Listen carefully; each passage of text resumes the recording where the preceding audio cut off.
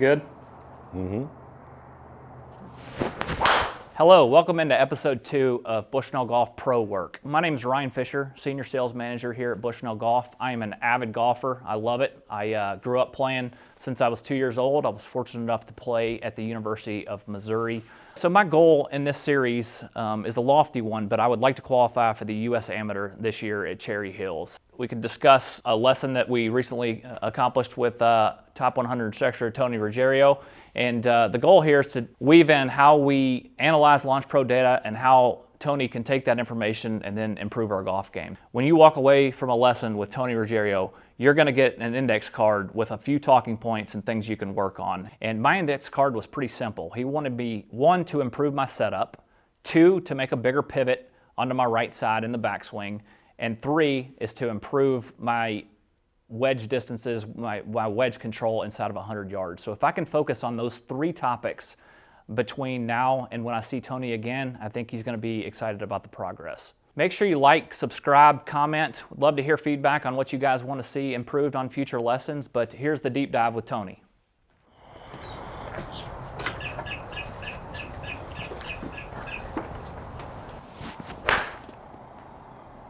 So what are you looking to get? First of all, what's your bad shot? What's the shot you don't like? Yeah, you know, it seems like, and you guys are the experts, but it seems like I do get stuck from time to time, and I've got a big right miss, and then I overcorrect and flip it at the bottom and kind of hit a little bit of a snap hook. Mm-hmm. I'd say my biggest weaknesses are kind of wedge play from from right off the green up until 80, 90 yards. Mm-hmm. And then probably driving accuracy. I do a lot of good things with my irons, it feels like, but it feels like I probably cost myself a few shots in those 2 categories. Okay. What's your goals? Like, what you trying to get more competitive? Yeah, you know, I try to play in as many events as I can, and to be honest with you, I've got one goal, and I want to make a U.S. Amateur. So I've missed it I've gotten beaten in a playoff one time, missed it by 1, 2 shots a couple times. It's just kind of always been a goal of mine. I'm never going to turn professional. That's the highest level. Too old. Too many kids to pay for right now. So that's the highest level. As you guys know, amateur golf, and I feel like I need a lot of work to get there, obviously, but that is the ultimate goal. Is to hopefully well, let's come up with a plan for you to do that. Love it.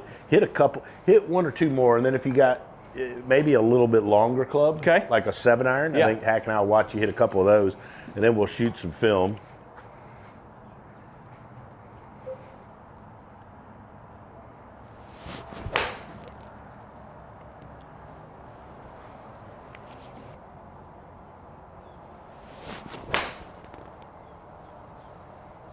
I don't think you're going to be that hard to help. I hope you're right. You've been hit a couple 7-irons? Yeah, just a couple, and I'm going to film a couple.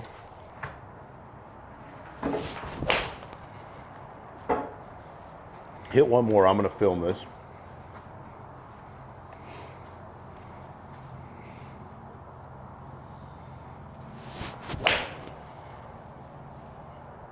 All right, let's look at this. And obviously, Hack, tell me what you think. But, like, you know, I told you early on, like, I think the pivot or the rotation of your body is the engine of the golf swing, right? And I think one of the reasons people feel stuck is because they're swinging their arms and they're not turning their body. And when you swing your arms and you haven't turned and you kind of shifted this way, your arms just go behind you, right? You're a good player. Like maybe somebody that's not a very good player just have their arms go up, but your brain's like, well, hell, the club's got to get back there.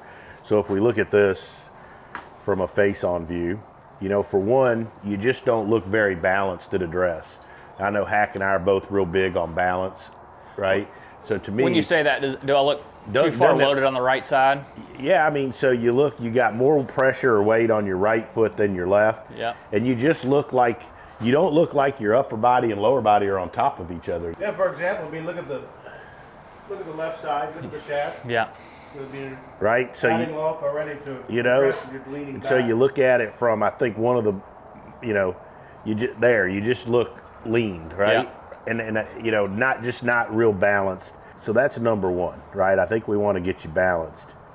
And so you've leaned all the way over there, and if we look at this from a down the line, so you've leaned there. Now watch these next frames. I just see the club and your arms going up. I don't see hips or chest turning very much. Do you? I do not. Not much at all. And then you see the shaft vertical. shaft gets pretty steep and vertical, and that's just because there's not much turning going back. Okay. You know, so that's why you get a little bit of lift. Yep. And you just lose all that coil. And that's so then you're steep coming down because you haven't turned, and then the stuck feeling is actually you trying to fix the steep by doing a little of that. Got it. I think most of the time, if we fix better the player, I think the better, the closer to setup is the fix, right? Because you're already good. So I think we want to fix your setup and fix your turn off the ball, and then see if it cleans a lot of that stuff up. So the first thing I'd like you to do is get in here and get balanced on that. You're not going to make a swing, but just stand on this. How can I use these every day here in the... Because it's a black and white thing, right? You can feel it. Yeah. Right? Right? So that's going to feel different to you, I would think, right? It does, yeah. So I'd get a hair taller. Yeah. There you go. So now I'm going to do this. So here's a big key point here, right? You want it, let me just shift your, there you go. Okay. There you go. So now, awesome. So now, hold on one sec. Just You can see. Yeah, man. You can look now. Look at the bottom. See the bottom. See how you're now. You have a better Right?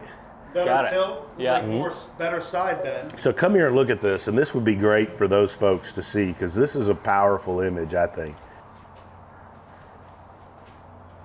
Yeah, wow. Look how different your setup is. Wow. Which guy looks like he can play golf better, Yeah. right? You see how you automatically just give the disc. And that's Wow. something you can do at home. And then here's where it's really different, right? Wow. Right? Huge. That is a You big look like an difference. athlete. I always tell folks, this comes from my old mentor, like, if you came here and all you did was that, it'd have been a successful lesson because you're a good player. If you learned how to set up like that, you'd fix the other crap because you'd be in the right spot. It may take more time, not having all the other stuff we give you, but you'd fix yourself. Got it. All right, so here what I'm doing is I'm putting the base of your spine under the top of your spine, and I'm getting you nice and balanced. All right, so now step off of them. So now hit one from there. Good? Yep.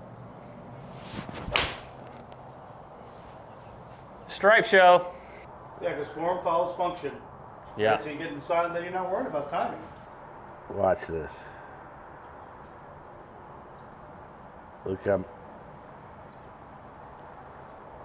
look, you're already starting to turn more. Yeah.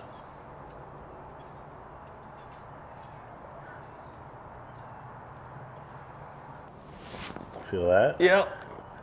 Right. Now Yeah, you turn more between your feet instead of trying to rock into, right? Because that's what we're Landing told, off the right? ball, yeah. Right when you Yeah. Oh yeah. Now you're committing and you. you hit one, and I'm going to be out of the way. Okay. I'm going to get your hips set. Yep. Go ahead.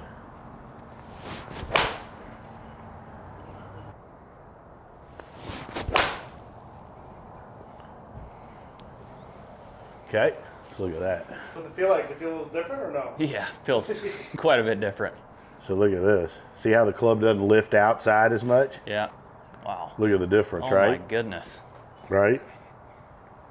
Clearly can see more there. Okay, without a club, you're going to put this against your shoulders. Okay. You're going to grab the green handles. Where you feel the difference here. Yeah. So here we're, feel that? Yeah. You see how you're not lowering, you're just getting that. Yep. Now you turn your chest and drag that thing. You feel that? Yep. Wow. So do this. This will be even better. So watch it. So now make that turn, but don't let this hip go away from the chair, right? So it stays there. So you're loading into it. You can turn and not twist. There you go, right? Good, go back to the start. So start with your chest. Start with your chest only. Now let your hip go. You feel that? Yep. There you go, good. Wow. That's I going to like take a lot it. of pressure off the lower back. No doubt. To see how you're getting. And Tony's analogy is spot on. Like think about a quarterback at football. Yeah. Show me immediately. It's like if you're like this, right? With quarterbacks, they load into this and they go through and they release the right side too. You wouldn't see a quarterback go that way, right? That's the interception, because when they fall back. Yeah. You know Mahomes wouldn't do that. That's right. Okay. Get it through, Tony. Yeah. There good. we go. There you go. All right. So now, you get your club. That was outstanding. Okay. We're going to put in the pieces that we think you need, and then Kolby's going to come in and he's going to show you why physically it's hard for you to do, but help you learn the body, give you some stuff that helps you teach your body to move the correct way, right?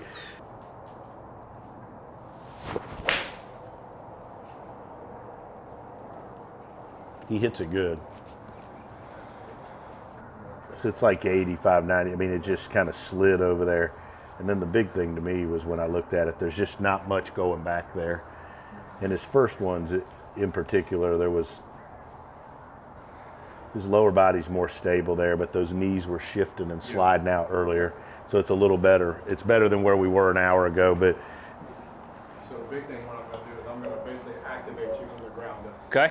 So from that position there, right, all I want you to do is to make your backswing. Yep, and hold it right there. Perfect. So what we're doing is we're literally turning on all the muscles that need to be turned on. And what's going to blow your mind, and when Tony shows you this on camera, go back to the beginning. You're already setting up more dynamically, and it's already cleaning you up. Do it again. We're going to hold it. Good. 2, 3, 4, and 5. Set it back up again. So now you start Buckle's to see pointing back at you. That's right. So now you're starting to see how dynamically we're starting to load into your Look right at the side. difference. Wow. And now those hips are starting to turn. Right? So this, dynamically, now try to hit the ball.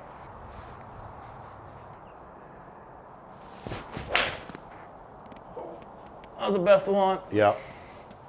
Yeah, so ball speed up to 127. Yeah. Spin went up, path got better. You see how different your right footwork is too? It's not shifting and sliding all over the place. Yeah, if you remember the first couple swings I hit, my back foot was coming out. Yeah, that's awesome. 3, 2, 1. Perfect. It's magic. It's magic. Yes, sir. 125. God, Carey's gone up 15 yards. So what I did was by using the band placed on his foot, I forced him to activate his lower half. Right. So if I can get his lower half activated, it cleans up a lot of what happens on the top. Why does that force him to do it? Because it just activates muscles that he would usually have shut off. Okay. Because what we do is we're major compensators. That's what we do. We compensate human movement. Like we know how we're supposed to walk, the way our gait walks, but that's why people walk different than everybody else. Mm-hmm. They walk with their feet splayed out. It gives them more range of motion because something's happening in the hips. So now when we get dynamic, right, in a golf swing, we're asking you to load and unload as hard as you can from one side to the other. But if we've never trained in that arena, it's hard to make that connection better. So come on over here. This is going to be great here. That's all I want you to see right here. So this is your left side, right? You're driving in your left side. So we're going to take this rod, and I want you to basically rotate. This stays in front, right? So that right there, that stays in front. And then I'm going to rotate. Rotate. Okay? From this side. Yep, nope, come around this side. I want you to feel exactly what you feel in your golf swing. Everything we do in the gym, every drill we give you in the gym to do, has got to have transference in your sport. So from that position there, So I'm going this way. Drop your right leg back. More. So it's going to look like this. Yep. So on your toe on your right side, on your right leg, on your toe. So I want you to feel that load into your left leg. Now from there, rotate. Yeah. See how hard that is? Wow. Yeah. See how hard that is? Now go wider, go longer, go longer, go longer. And then show me you can turn your chest. And keep the width. Yep. See how hard that is? Yep. Yeah. Right? So now move in closer. Move in closer this way. Good. From there, bring that foot up way up here. Nope, not this one. This one. Bring that foot way up here. There you go. Now from that position there, you keep the width and you rotate. Good. Better. Good. Do it again. And then rotate and push that away from you. Nice. Just like that. That's what you got to feel. You got to feel this to keep driving through the golf ball. All right. If you don't rotate that way, then you're never going to be able to do it with a golf ball. Well, you saw how hard that was. I put you on an island to where now that left hip has to move back and the right side's got to fire through. And that's what you got to feel, and that's how you get into that extension, right? Into the hip. That's how you get there. But you got to train that pattern. So we're going to hit one ball, and I'm going to show you another drill. Because we got to get you to keep going into your left side. Yeah. Yep, like that. Speed went up. Go. Low, go. Faster. Come on, faster. Faster. Faster extension in the hip. Boom. See how everything's working out? Boom. You're using the ground. Push and rotate. Push and rotate. Where you feel like you're connected to the ground. Yep.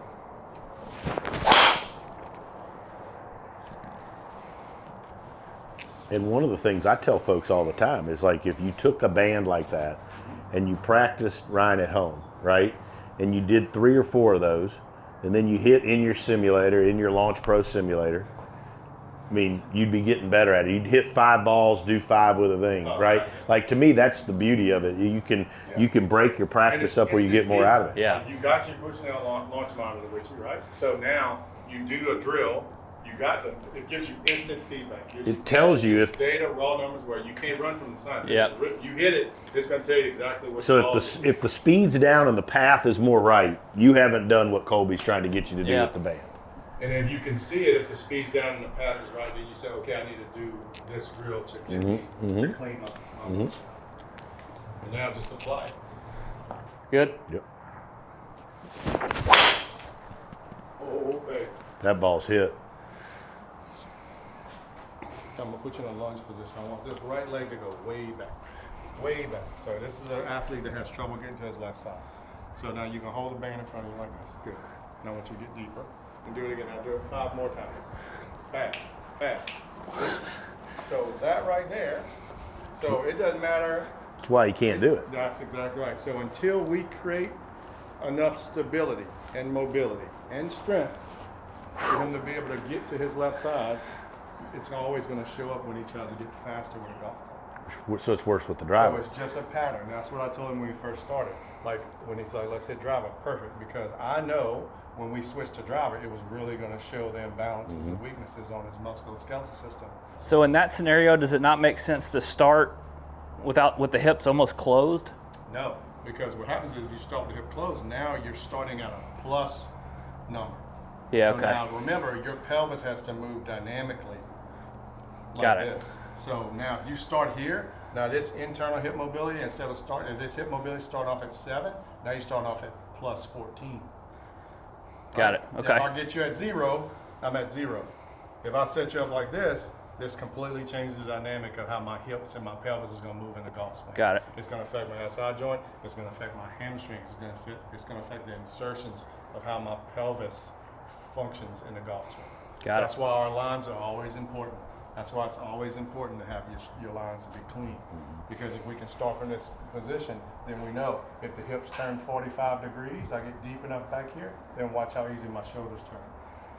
If I start open to the target and I try to turn, if I'm already starting at this number back here, I got to turn. So same thing, I try to turn 45. If I start at 30 degrees open, I turn 10.